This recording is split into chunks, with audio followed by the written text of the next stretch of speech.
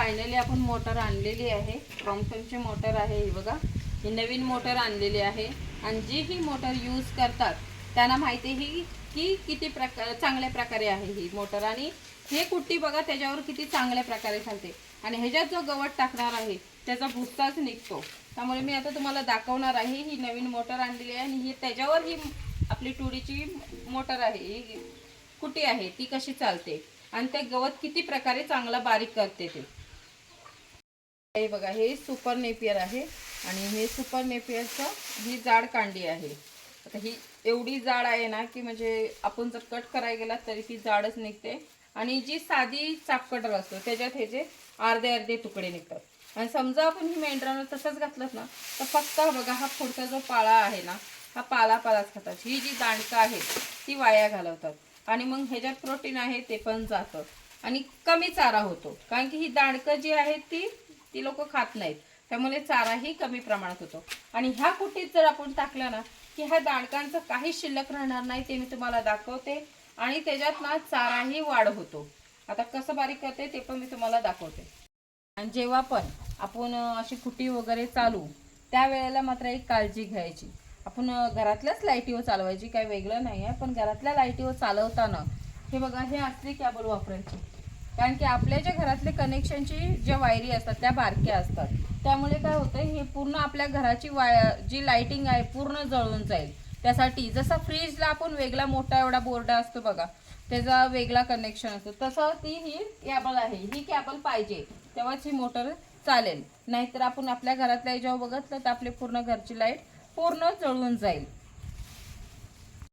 आता बघा हे गवत टाकलेलं आहे त्याच्यात आणि हे पूर्ण बारीक होणार आहे, काहीच शिल्लक राहणार नाही। आणि हा सुपर नेपियर आहे आणि हा सुपर नेपियर म्हणजे याच्यातली दांडकं वगैरे शिल्लक काहीच राहत नाही, पूर्ण बारीक होतं। तसंच आपला अमेरिकन 5G वगैरे असेल ना तोही ह्याच्यात टाकला तरी तो बारीकच होणार, त्याची पण जाड दांडकं असतात। जशी सुपर नेपियरची असतात तशीच ह्याची पण असतात।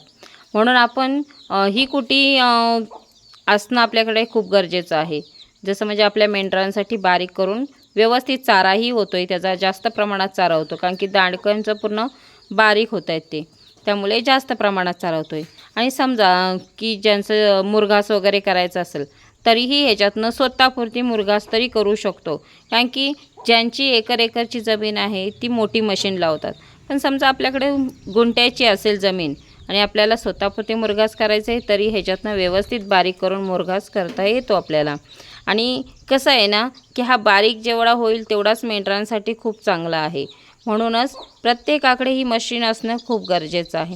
आणि आता बघा किती प्रेशरने हे गवत फेकतोय, आणि हे जे गवत फेकतोय ना ते पहिला जी मोटर होती ती तशी फेकत नव्हती, म्हणून आपल्या मेंढरांसाठी हे चांगलं आहे। हा बघा आता हा कुट्टी केलेला चारा आहे आणि हा पूर्ण बारीक झालेला आहे। आणि हा सुपर नेपियरचा आहे। सुपर नेपियरचे दांडके किती मोठे असतात ते तुम्हाला माहितीच आहे। आता मी तुम्हाला दाखवते हातात घेऊन, हे बघा, हे बघा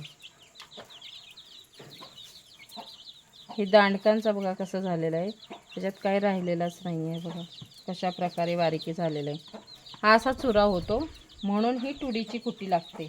आणि ह्या कुट्टीमध्ये हा असा चारा झाला की आता हा जर मेंढरावर तुम्ही घातलात ना तर ह्याच्यात मात्र काही शिल्लक ठेवणार नाही आणि आपला चाराही वाढतो। थोडंसं होतं पण त्याचं बघा किती चारा पडलेला आहे, जास्त नाही आणलेला मी, थोडंसंच आणलेलं आहे दाखवासाठी। पण ह्याचा चारा बघा किती पडलेला आहे।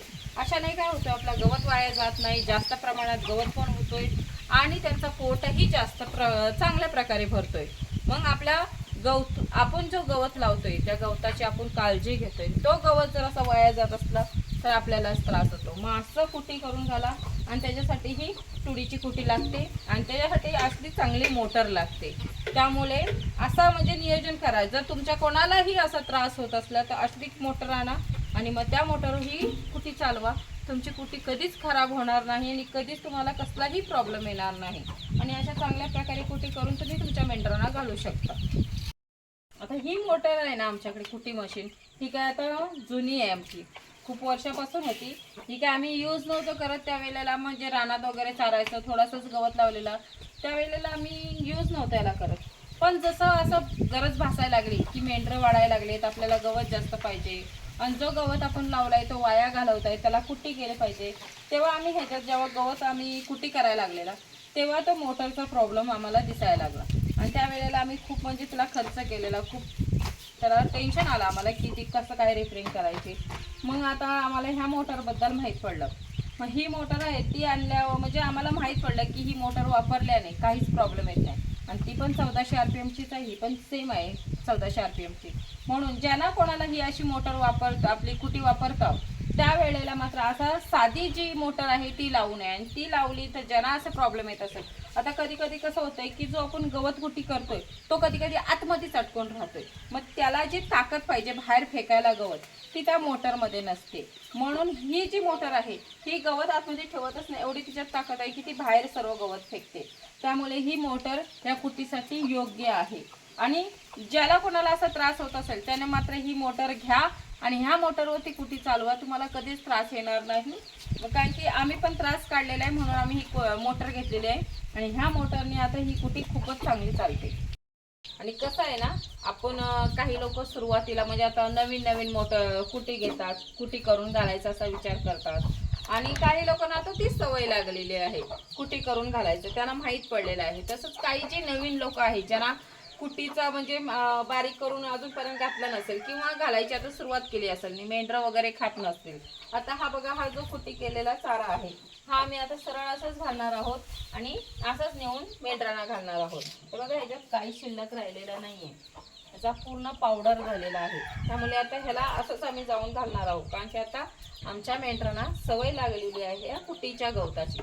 आणि ज्यांच्या म्हणजे मेंढरं असू जे जनावरं ज्यांचे आहेत ते कुटी करून घालत असाल, त्यांच्या जर सवय नसली म्हणजे खात नसलीत वगैरे, त्यावेळेला आपण हा जर कुटी केला ना एकदा गवत की त्याच्यात बारीक मीठ टाकायचा, पूर्ण असं मिक्स करायचं, एकजीव करायचं आणि मग मेंढरांना किंवा तुमची शेळी वगैरे असेल त्यांना घाला, अगदी चांगल्या प्रकारे खातील.